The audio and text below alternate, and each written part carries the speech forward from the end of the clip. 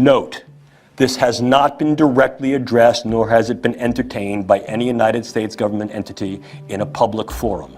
What has gone from the drawing board to the reality is this: the use of neural interfacing and physiological interfacing through the idea of remote-controlled small-scale systems to create a nanoswarm of biopenetrable materials that you cannot see, that can penetrate all but the most robust biochemical filters, that are able to integrate themselves through a variety of membranes, mucous membranes, and wherever, mouth, nose, ears, eyes, and they can be done in such a level that their presence is almost impossible to detect, and as such, the attribution becomes exceedingly difficult to demonstrate. The idea here is to read and write into the brain function in real time, remotely. These nanobots, these blood cell-sized devices, will be going in our bodies. We'll have some go inside our brains through the capillaries, non-invasively. They'll be interacting with our biological neurons. They'll put our brains on the internet, and they'll also enable us to enter a virtual reality environment from within the nervous system. So, you know, the guy who's considered sort of the guru or godfather of the transhumanism movement is Ray Kurzweil. And he's one of the head of engineering at Google. And so everything comes down to what they view as the singularity. And the singularity basically refers to that point in time in history where we have created this global computer that sees all, sees everything, and where the humans evolved to create a collective mind. We're all collectively programming the AI. And Google plus all the humans that connect to it are one giant cybernetic collective, where we're all sort of plugged in as like nodes on the network, like leaves on a big tree. A human mass-machine interface to be able to predict the future and then control the future.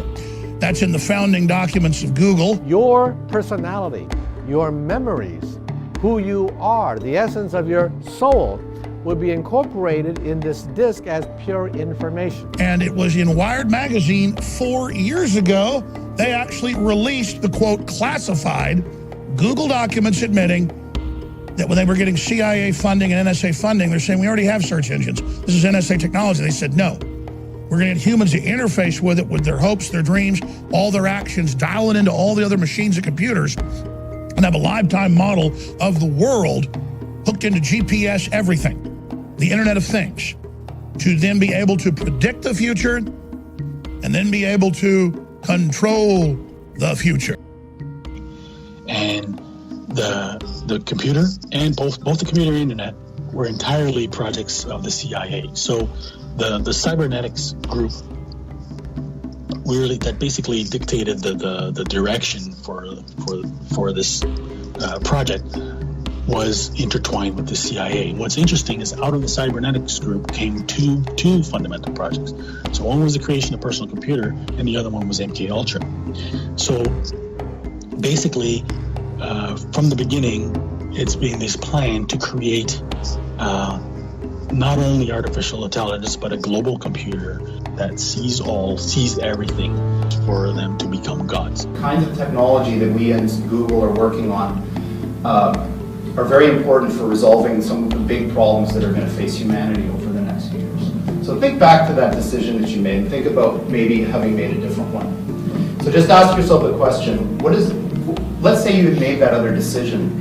Is that person that did that other thing, how real are they? So you have a memory of this thing that you did, and probably everybody involved in that will remember it the same way. And just imagine if you made a different decision, what does that mean? So physics, in our usual sense of the word, balls rolling down the hills and so on, says that other thing is a path not taken. It never happened. It's not real except as some kind of supposition in your brain. But quantum physics, which is somehow more fundamental than this notion that we hold, and is being very successful in explaining the world, says something very different. It opens up the possibility that all of those paths not taken are just as real as the one that you remember. And they exist in some sense. They're real, just like what you remember. And maybe, if our technology advances sufficiently far, we can not only know that, but we can use those other resources to influence the behavior of the machines that we make. So quantum computing, in one way of looking at things, is nothing less than going in and touching the deepest fabric of space-time, and with our brains and our technology and our tools, sticking our fingers in the guts of reality and just kneading the hell out of it, and making it do what we want. To use these different parallel possibilities to our computational benefit. Hyperreality is an inability of consciousness to distinguish reality from a simulation of reality. What is real and what is fiction are blended together so that there is no clear distinction between where one ends and the other begins. It allows the co-mingling of physical reality with virtual reality and human intelligence with artificial intelligence. Targeted individuals find themselves thrust into this new reality against their will and without their permission. They are non-consensual test subjects for a mind control weapons platform that is currently being rolled out throughout the world. It is called the Sentient World Simulation. The program's aim, according to its creator, is to be a continuously running, continually updated mirror model of the entire planet, complete with billions of nodes representing every person on the Earth. The mirror world doesn't yet fully exist, but it is coming. Someday soon, every place and thing in the real world, every street, lamppost, building and room, will have its full-size digital twin in the mirror world. And this was a white paper put out by Purdue University in 2006, and the Sentient World Simulation, SWS, went live in 2007, which represents every person on the planet within this computer matrix as a node, and every node is given an avatar, an identifier. And that is real-time, 24/7 monitoring of every person on the planet. This is primarily, but not exclusively, facilitated by the adiabatic quantum computers produced by D-Wave Corporation. For the mirror world to come fully online, we don't just need everything to have a digital twin. We also need to build a 3D model of physical reality in which to place those twins. So what our brains seem to do is build a very, very good compressed representation of the world. Call it a model. So just like if I have a building and there's like a blueprint or a scale model of the building, imagine I have the whole world and all of its concepts, and I shrink it down into this weird compressed representation so that it fits inside my brain. In the mirror world, everything will have a paired twin. NASA engineers pioneered this concept in the 1960s. By keeping a duplicate of any machine they sent into space, they could troubleshoot a malfunctioning component while its counterpart was thousands of miles away. These twins evolved into computer simulations, digital twins. At the time of initial reports on the program, there were only 62 country-level simulations being run by the US Department of Defense. These simulations grouped humans into composites, with 100 individuals acting as a single node. But already at that time, the US Army had used the systems to create a one-to-one level simulation of potential Army recruits. It's the stuff of a Hollywood movie, but a group of veterans has filed a lawsuit against the CIA and U.S. Army claiming that the government planted remote-control devices in their brains. The claims relate to a government program at the U.S. Army's Edgewood Arsenal in Maryland. The ultimate aim would be to archive enough data on each individual to be able to make a computer model of everyone on the planet. We have to embody all our data and all our knowledge into a working model. It's like a Noah's Ark, it's like an archive. It's a very important thing that we create models of the world inside our heads, and everything you think, everything, from your feeling of self to the feeling that you may have a soul or a maker, to your preference for cilantro or not, all of those things live inside a place which is dark and small and never sees the outside world. When we look through our eyes, there are photons hitting the outside of our face. They don't actually make it into the part that thinks.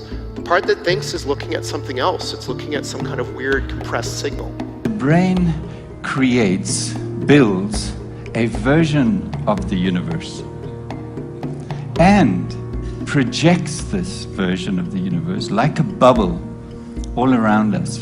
If you zoom in onto the surface of the neocortex, you discover that it's made up of little modules, G5 processors like in a computer, but there's about 1 million of them. They were so successful in evolution that what we did was to duplicate them over and over and add more and more of them to the brain until we ran out of space in the skull and the brain started to fold in on itself. And that's why the neocortex is so highly convoluted. We were just packing in columns so that we'd have more neocortical columns to perform more complex functions. So you can think of the neocortex actually as a massive grand piano, million-key grand piano. Each of these neocortical columns would produce a note. You stimulate it, it produces a symphony. But it's not just a symphony of perception. It's a symphony of your universe, your reality. So the holy grail for neuroscience is really to understand the design of the neocortical column. And it's not just for neuroscience, it's perhaps to understand perception, to understand reality.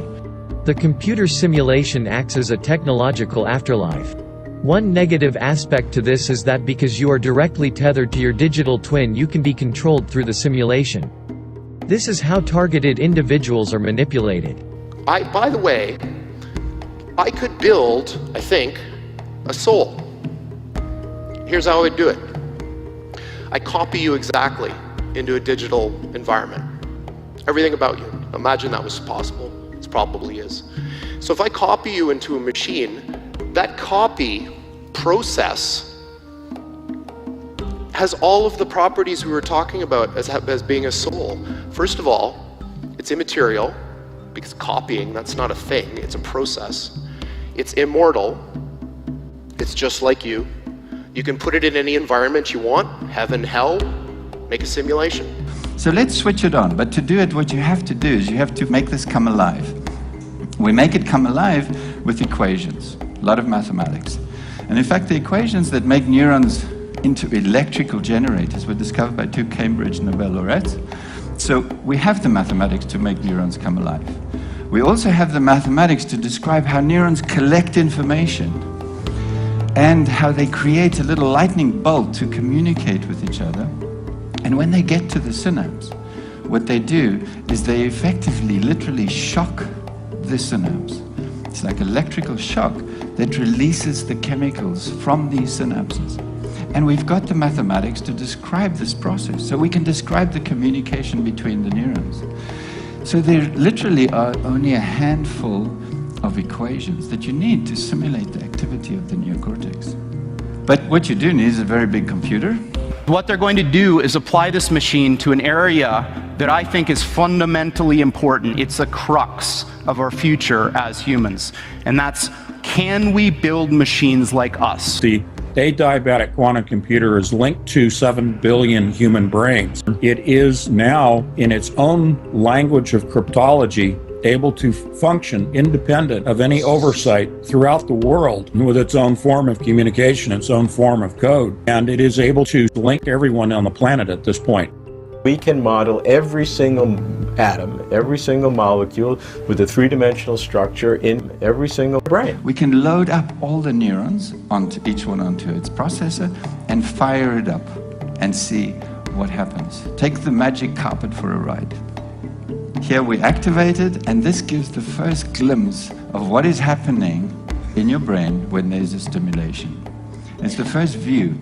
Now, when you look at that the first time, you think, my God, how is reality coming out of that? But in fact, you can start, even though we haven't trained this neocortical column to create a specific reality, but we can ask, where is the rose? We can ask, where is it inside? If we stimulate it with a picture, where is it inside the neocortex? Ultimately, it's got to be there if we stimulated it with it. So the way that we can look at that is to ignore the neurons, ignore the synapses, and look just at the raw electrical activity, because that's what it's creating. It's creating electrical patterns.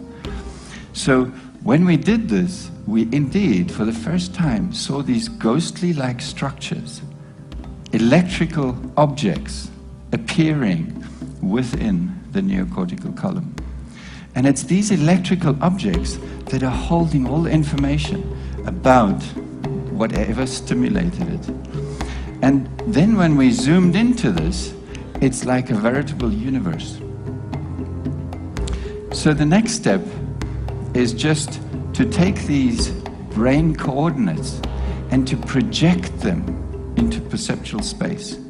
And if you do that, you would be able to step inside the reality that is created by this machine. This isn't real. What is real? How do you define real? If you're talking about what you can feel, what you can smell, what you can taste and see, then real is simply electrical signals interpreted by your brain.